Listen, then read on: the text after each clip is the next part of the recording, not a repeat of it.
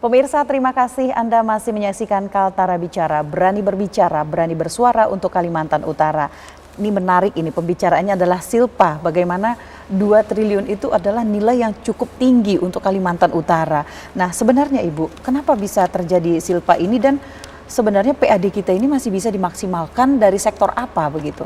Baik, kalau silpa ini bukan, saya tidak boleh mengartikan ini sebagai sesuatu yang tidak efisien, bukan. Bisa jadi ini adalah prioritas pembangunan seperti itu ya. Atau mungkin pada salah satu atau pada suatu waktu ada kegiatan yang tidak bisa dilaksanakan, misalnya ini yang akhirnya kemudian menimbulkan surplus yang akhirnya menjadi silpa tadi. Nah, kalau bicara PAD nih, PAD ini menarik sekali karena Kalimantan Utara ini banyak potensinya begitu ya. Ini terutama dari hilirisasi. Ini juga ya, sering digaungkan ya, karena memang ini yang harus segera digarap gitu. Kalau boleh saya mengquote dari Benua Anti-Economic Forum, kita bersiap. Kalimantan Utara harus menyiapkan untuk ke arah itu, sehingga ketika kesempatan itu datang, kita sudah siap untuk kita sudah bisa merespon dengan baik. Jadi ini hilirisasi yang menjadi potensi di Kalimantan Utara tentunya hilirisasi dan ekonomi hijau. Baik, ini Kaltara juga memiliki sejumlah keunggulan strategis seperti dari ekonomi hijau dan lain sebagainya, itu seperti apa Ibu memandangnya? Jadi kalau ekonomi hijau, memang Kaltara ini sebagian besar kawasan hutan ya, kawasan hutan. Kemudian kalau bicara ekonomi hijau itu ya memang bagaimana memberdayakan lingkungan itu menjadi salah satu resource yang kemudian bisa menghasilkan gitu, tanpa merusak ya Mbak Ripka. Ini yang selalu ditekankan. Karena ekonomi hijau ini memang saat ini banyak disupport selain dari pemerintah Indonesia, ini banyak juga disupport oleh pemerintah luar yang itu sangat concern dengan kelestarian lingkungan begitu ya. Nah, ekonomi hijau ini ada beberapa. Mungkin saya bisa beberapa yang sedang berjalan atau akan dikerjakan dalam waktu dekat, misalnya yang kawasan industri hijau yang KIHI itu juga itu cukup besar juga betul, itu potensinya luar biasa. Itu juga nanti akan mengarah ke yang hilirisasi itu pada akhirnya.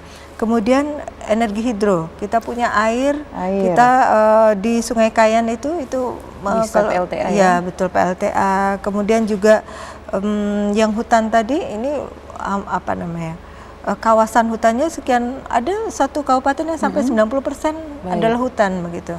Nah, ini yang jadi potensi luar biasa yang masih menunggu untuk digarap begitu. Baik, selain daripada itu saya melihat kalau Kalimantan Utara ini ada sektor yang cukup tinggi juga bisa diolah itu dari sisi rumput laut kali ya Bu ya. Nah, itu seperti apa Ibu memandang potensinya dari situ? Boleh berbangga Kaltara ini. Itu kita menyumbang 10% dari kebutuhan rumput laut nasional. Itu dari secara Kaltara. Nasional ya? Iya. Baik. Itu juga di pusatnya di Nunukan ya, Nunukan dengan sebagian mungkin di Tarakan. Tarakan gitu ada ya. juga. Ya. Jadi hampir 10%, itu 8,71% yang nasional, atau dalam dalam kuantitasnya kurang lebih 800-an ribu ton.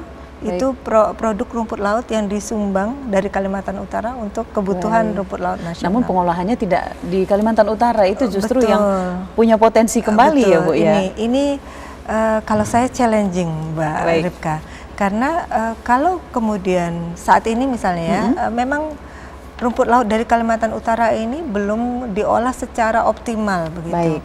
Padahal ini potensinya sangat besar.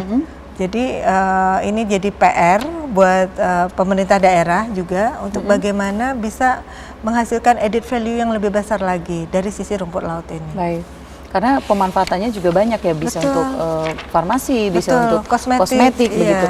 Sebenarnya nilai ekonominya itu seperti apa sih Bu? Kalau boleh hitung-hitungan Mbak Ripka, kalau kemudian bisa diolah sampai dengan produk yang sudah produk yang sampai ke kosmetik itu bisa hampir 2 triliun rumput laut ini. Tetapi kan memang sekarang proses pengolahannya belum optimal karena perlu investasi memang. Ketika kita bicara produksi atau bicara industrialisasi, maka memang diperlukan investasi di dalamnya. Ini yang menjadi challenge untuk kita semua. Bagaimana untuk mengundang investor menggarap tadi potensi rumput laut yang luar biasa ini untuk akhirnya mendapatkan added value yang besar untuk Kaltara. Baik, ini apa berkaitan dengan ekonomi hijau ya rumput laut ini ya? Betul. Baik, dan cukup tinggi termasuk kontribusinya untuk penggarapan yang akan datang. Apalagi sampai kalau produk mentahnya tidak disalurkan keluar, malah kita produksi lokal di sini. Hanya saja memang untuk kendala Kalimantan Utara sendiri biaya distribusi itu cukup tinggi. Baik, kalau kita bicara ini selain melalui APBN ya Ibu ya, Kementerian Keuangan juga memiliki Badan Pengelola Dana Lingkungan Hidup atau BPDLH yang berstatus sebagai Badan Layanan Umum. Itu seperti apa sih Bu? Baik, ini tadi saya sudah mulai agak nyolek-nyolek investasi. Baik. Jadi ketika bicara investasi, kalau mengandalkan pemerintah saja bisa gitu, tapi mungkin lama waktu, gitu ya, perlu waktu.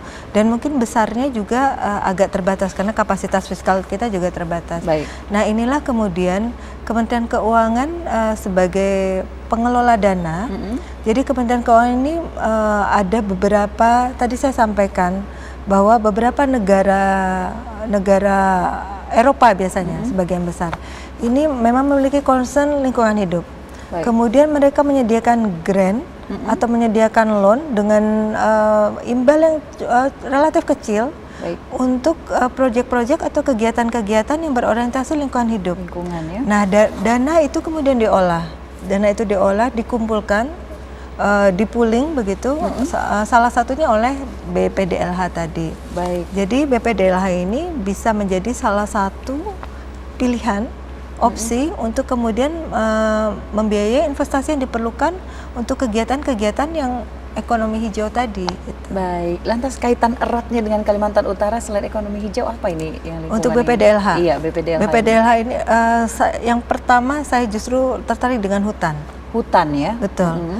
Hutan Kalimantan Utara ini belum diperlakukan sebagai salah satu resource untuk kemudian bisa menjadi menyumbang gitu ya. Benar. Jadi masih mungkin sedikit perlu perubahan mindset Mbak Ripka kalau saya boleh sampaikan. Jadi perubahan mindset bahwa hutan itu seperti beban gitu ya. Ini nggak bisa nih saya membangun ini karena susah kita ini hutan nih isinya gitu. Jangan jadi di mindsetnya agak diubah. Ini hutan ini bisa jadi resource untuk dana itu tadi tanpa meninggalkan tadi ya sustainable-nya gitu. Tetapi itu bisa, ini ada beberapa kegiatan, ada beberapa project yang ini diampu oleh BPDLH tadi. Yang ini sepertinya memang belum optimal dimanfaatkan oleh pemerintah daerah Kalimantan Utara. Sementara rekan sebelah kita di Kalimantan Timur Barat kalau saya nggak salah Barat. kan memang juga hutan itu sudah akses pembiayaan ke BPDLH juga sudah cukup besar. Lantas untuk BPDLH sendiri apakah harus pemerintah atau bisa dari sektor swasta? Ini terbuka sebetulnya, terbuka dengan apa namanya? Seperti apa mekanismenya Ibu? Mekanismenya ada yang grant juga, ada yang grant, ada juga yang pinjaman gitu ya, pinjaman. Baik, kalau dari pemerintah ini skemanya itu seperti apa begitu untuk BPDLH sendiri? Jadi karena ini badan layanan umum, badan layanan umum itu sebenarnya sama satuan kerja juga gitu. Dia juga bagian dari pemerintah, hanya diberikan fleksibilitas untuk mengelola keuangannya. Jadi dia bisa pendekatan mirip bisnis to bisnis. Yang berikatan, membuat perikatan bisa jadi pemerintah daerahnya atau bisa nanti yang mengerjakan instansi apa begitu. Itu yang kemudian membuat perjanjian atau membuat kegiatan yang bisa didukung oleh pembiayaan BPDLH. Tapi melihat potensi Kalimantan Utara ternyata cukup besar ya Bu ya. Apakah Ibu optimis ini bakal banyak investor yang melirik dan mau bergabung dengan Kalimantan Utara? Kalau ini memang harus menjual kita harus bisa menjual. Harus aktif begitu. Betul, kita harus aktif. Jadi kami dari Kementerian Keuangan juga sudah mulai jemput bola nih. BPDLH, kemudian ada beberapa BLU milik Kementerian Keuangan juga yang aktif di daerah-daerah untuk tadi memberikan potensi-potensi apa yang bisa ini dan kemudian memerlukan investasi yang itu nanti bisa kita kita biayai nanti supaya menggerakkan tadi ya, kita kan multiplier efeknya yang dilihat. Iya benar sekali.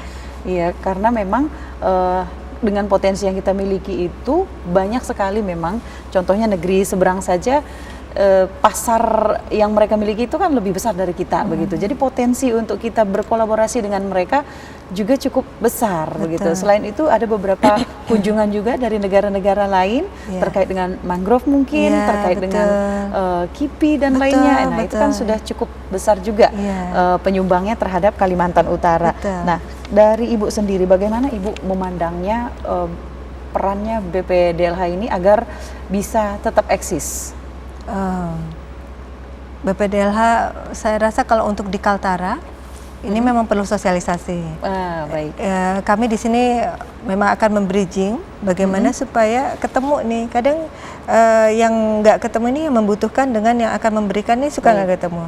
Jadi ini Kalimantan Utara ini kita dorong untuk potensinya, siapa tahu ini ada potensi-potensi yang masih bisa ini digali lagi, yang itu mungkin saat ini belum kelihatan atau memang sudah kelihatan cuma nggak tahu caranya seperti apa untuk mengakses pembiayaannya. Nah, ini yang kita akan coba sosialisasikan kembali begitu. Baik pemirsa, kita melihat bahwa Kaltara memiliki fondasi yang cukup kuat di mana ekonominya tumbuh 5,23% dan inflasi tahunan masih terkendali di 3,302%. APBN terus menjadi motor pembangunan melalui belanja 4,86 triliun dan APBD mencatat surplus 511 miliar. Dan ke depan peluang hilirisasi, industri hijau serta rumput laut akan menjadi kekuatan baru perekonomian Kalimantan Utara. Terima kasih Ibu Ika atas kehadirannya dan bergabung bersama kami di sini untuk memberikan pemahaman kepada pemirsa.